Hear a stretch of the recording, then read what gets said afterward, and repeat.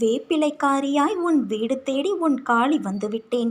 என் தங்கமே, நீ இப்போது எவ்வளவு கஷ்டத்தில் இருக்கிறாய் என்று எனக்கு தெரியும். இந்த கஷ்டமெல்லாம் இன்னும் கொஞ்ச காலம்தான். என்னை நம்பு. இந்த உலகமே உனக்கு கஷ்டத்தை கொடுத்தாலும் உனக்கு துணையாக நான் எப்போதும் உன் கூடவே இருப்பேன். உன்னுடைய பண கஷ்டம் எல்லாம் தீரப்போகிறது. நீ எதற்கும் கவலைப்படாதே. உனக்கான வாழ்க்கை கண்டிப்பாக உன்னிடம் வந்து சேரும். நீ நினைத்த காரியங்கள் எல்லாம் கைகூடி வரும் நேரம் இது. அதனால் நம்பிக்கையோடு இரு. உன் துக்க நாட்கள் முடிந்து போயின.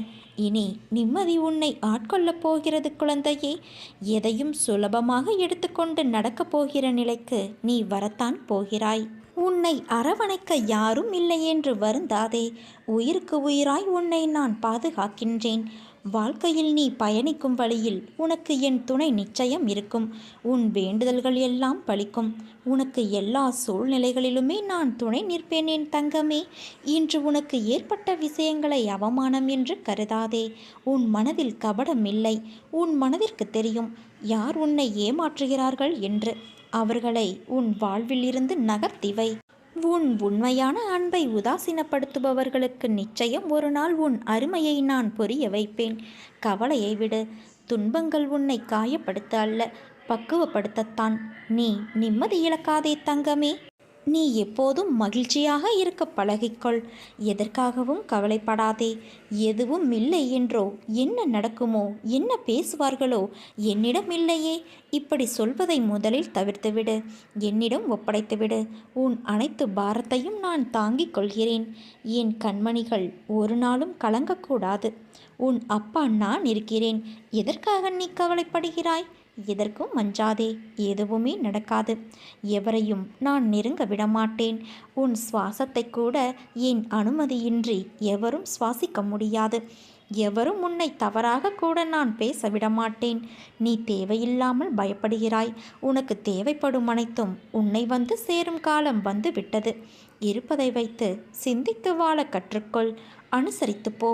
அதில் ஒன்றும் தவறு இல்லை. நாளை உன் தலைமுறை செம்மையாகும். அவசரப்படாமல் இரு தங்கமே. அனைத்தும் உன்னை தேடி வந்து சேரும் காலம் இது. எதிரிகள் இல்லை உனக்கு. இருந்தாலும் ஓடி ஒளிந்து விடுவார்கள். விரைவில் வாழ்க்கையில் மாறுதல்கள் ஏற்பட்டு கண்களில் நீர் வழிய என் வருகைக்காக நீ காத்திருப்பாய். என் புன்னகைக்காக காத்திருப்பாய். என் முகத்தில் ஏற்படும் புன்னகையை காண்பதே ஒருவிதமான அதிர்ச்சி. எவருக்கும் அந்த பாக்கியம் எளிதில் கிடைக்காது. இன்றும் எனது அசைவிற்காக அனைத்து ஜீவராசிகளும் காத்து கொண்டு இருக்கிறது. என் பெயரை இடைவிடாமல் ஜபித்து கொண்டு எல்லாவிதமான சங்கடங்களையும் தைரியமாக நேருக்கு நேர் சந்தித்தால் எல்லாவிதமான ஆபத்துக்களும் பறந்தோடிவிடும். என் நாமத்தின் சக்தி அவ்வளவு மகிமை வாய்ந்தது. எப்போது சங்கடம் வருகிறதோ அப்போது என் நினைவு உனக்கு வரும். ஏனென்றால் அப்போதுதானே சங்கடம் விலகும். உனக்கு தேவையான புத்தி அனைத்தையும் நான் கொடுத்து உன்னை விடுதலை செய்து காத்து நான் ரட்சிப்பேன். இதை மனதில் வைத்துக்கொள். இன்றைக்கு என்ன உணர்வில் நீ இருக்கிறாயோ அதே உணர்வில் என்றும் இருக்க பழகு. எந்தவித முயற்சியும் இல்லாமல் உன்னை கரை சேர்த்து விடுகிறேன். என்னிடம் திடமான நம்பிக்கை வைத்தாலே போதும். எல்லாம் தானே கிடைக்கும். அதில் தளர்விடையாத நம்பிக்கை கொள். எல்லா விளைவுகளுக்கும் ஒரு காரணம் உண்டு. அந்த காரணம் உனக்கு நன்மை தருவதற்காக மட்டுமே என்பதை நீ தீர்க்கமாக நம்பு. அனைத்தும் நல்லதற்கே. உன் ரணவழியை நான் அறிவேன். நீ தினமும் என்னிடம் மன்றாடி கேட்கிறாய், அப்பா இதற்கு முடிவே இல்லையா என்று. உன்னை காயப்படுத்தியவர் உன்னை புரிந்து கொண்டு உன்னோடு சேரும் காலம் வந்து விட்டது. ஏன் இப்படி துவண்டு போயிருக்கிறாய்? நீ துவண்டு போய் தைரியம் இழந்து நிற்கும் அளவிற்கு எந்த காரியமும் நடக்கவில்லை. நீயே தோற்றுவிட்டது போல ஒரு பொய்யான எண்ணத்தை உருவாக்கி உன்னுள் இருக்கும் நிம்மதியை இழந்து கொண்டு இருக்கிறாய். நிம்மதியில்லாமல் எப்படி நீ வாழ்வாய்? உன் நிம்மதியை விட வெற்றி தோல்வி பெரியது இல்லை. உன் நிம்மதியை குலைக்கும் அளவிற்கு ஒரு வெற்றியோ தோல்வியோ அதை உன்னில் இருந்து தூரமாக்கிவிடு. வெற்றி என்பது ஏது? ஒரு விஷயத்தை கையில் எடுத்து அதற்கான நுட்பங்களை கற்று அதனில் போட்டியிட்டு உழைத்து வெல்வது. தோல்வியோ வெற்றி என்பதை விட அதிகம் கற்றுத்தரும் ஆசான். ஒரு ஆசான் கற்றுத்தரும் பாடம் அனைத்தும் நமக்கு தோல்வியை கற்றுக் கொடுக்கும். தோல்விக்கு நிறைய ரூபங்கள் இருக்கும். துரோகம், ஏமாற்றி வெல்வது என நிறைய விஷயங்கள் சேர்ந்து தோல்விகள் வரும். அவைகள் உனக்கு கற்றுத்தரும் பாடமே வாழ்க்கையில் வெற்றியை குவிக்கும். அது மட்டும் இல்லாது வெற்றியின் சாதனைகளாய் உன்னில் அமையும். தோல்வியிலும் தனிமையிலும் கற்ற பாடம் குரு போதித்த பாடங்களுக்கு ஒப்பிட்டு கூறலாம். உன் அப்பா உன்னை எப்போதும் நான் கைவிட மாட்டேன். உலகத்தில் என்ன மாறினாலும் நகர்ந்தாலும் நான் உன்னை விட்டு எப்போதும் விலக மாட்டேன். நேரத்தில் குறிக்கும் கடிகாரத்தை பார். வாழ்வில் உன் உழைப்பு எப்படி இருக்க வேண்டும், உழைப்பின் முக்கியத்துவம் என்ன என்பது அப்போது உனக்கு புரியும். அன்பு என்பது ஒருவரை நாம் நேசிப்பது மட்டும் அல்ல. வெறுப்பு என்ற எதிர்மறையை மறந்து நீ நேசிக்கும் முறையில்தான் உனக்கு உன்னை சுற்றியுள்ளவர்களும் அமைவார்கள். பேதமின்றி நேசிக்க எண்ணத்தை வளர்த்துக்கொள். அது உன்னால் சில சூழ்நிலைகளில் முடியாத போது வெறுக்க நினைக்காதே. நகர்ந்து நிற்க கற்றுக்கொள். அது உன்னை எப்போதும் சீரும் சிறப்புமாய் நிம்மதியான மகிழ்ச்சியான வாழ்க்கைக்கு வழி காட்டும். நான் பெற்றெடுத்த பிள்ளை நீ. உன்னை விட்டு நான் எப்படி போவேன் என்று நீ நினைக்கலாம். உன்னை வலுப்படுத்தவே இங்கு நான் வந்துள்ளேன். உன் வாழ்க்கையில் நீ அறிந்தது இந்த ஒரு ஜென்மத்தில்தான் நான் உன்னுடன் இருக்கிறேன் என்று. ஆனால் இதற்கு முன் எடுத்த எல்லா ஜென்மத்திலும் உன்னுடன் தான் இருந்தேன். உன் உயிரின் அகண்டமாய் இப்பொழுதும் எப்பொழுதும் உன்னுடன் தான் உன் சாயப்பாவான நான் என்றும் இருப்பேன். உனக்கான எல்லாம் நான் தருவேன்.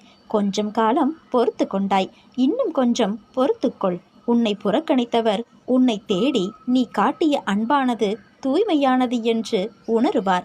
உன் அன்புக்காக அவர்கள் ஏகி உன் அருமையை ரணப்பட்ட மனதிடமே வருவார்கள். நிச்சயம் நான் மருந்தாக அனைத்தும் உனக்கு சுகம் பெற செய்வேன்.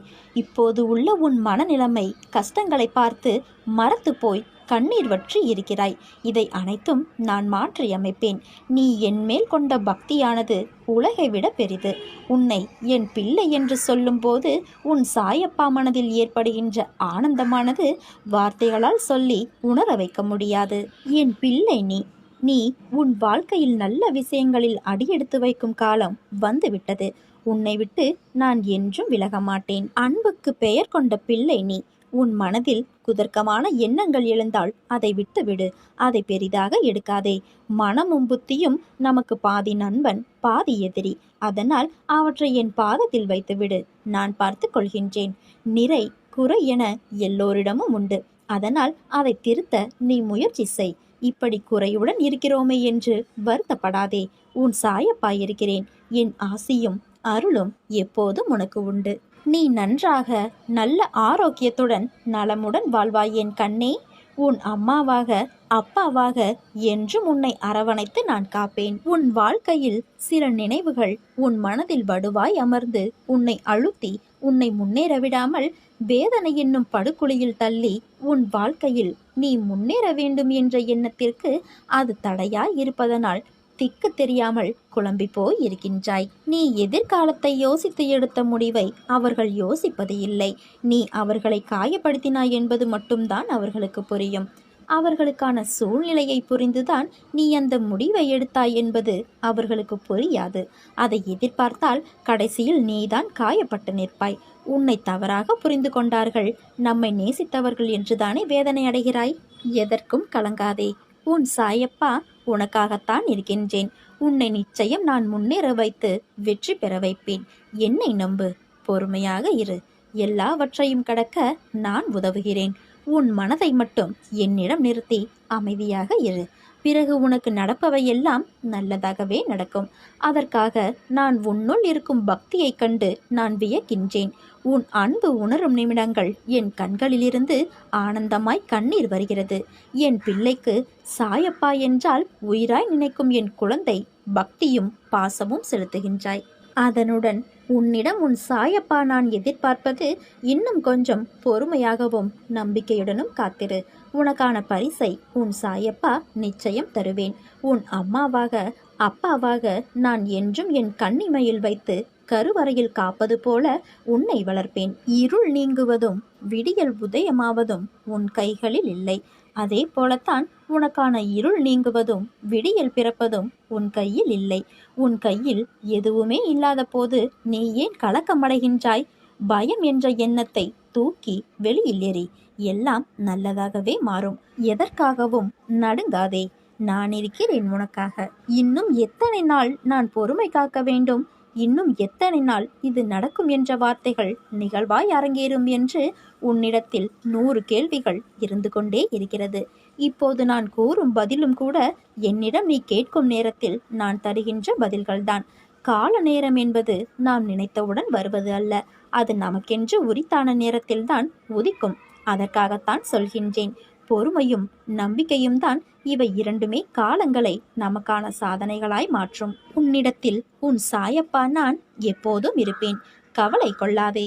எத்தனை பேர் கூடி நின்று உனக்கு வழியை அடைத்தாலும் அத்தனை பேரும் வியக்கும்படியாக நான் உனக்கு பல வழிகளை திறப்பேன். பாபா சொன்ன ஞானத்தை அருளும் கதைகள் எத்தனையோ, பக்தி மார்க்கத்தை வழியாக காட்டப்பட்ட பக்தர்கள் எத்தனையோ. இக்கதைகளை பயபக்தியுடன் சொல்பவர்களும் கேட்பவர்களும் பூரண சாந்தியை அனுபவிப்பார்கள். பாபாவின் திருமுகத்திலிருந்து வெளிப்பட்ட இக்கதைகளை கேட்டால் பக்தர்கள் உடல் உபாதைகளை மறந்து விடுவார்கள். இடைவிடாது தியானம் செய்தால் உலகியல் தலைகளிலிருந்து விடுபடுவார்கள். பாபாவின் திருமுகத்திலிருந்து வெளிப்பட்ட வார்த்தைகள் தேவாமிர்தம் போன்று இனிப்பவை. கேட்டால் பரமானந்தம் விளையும்.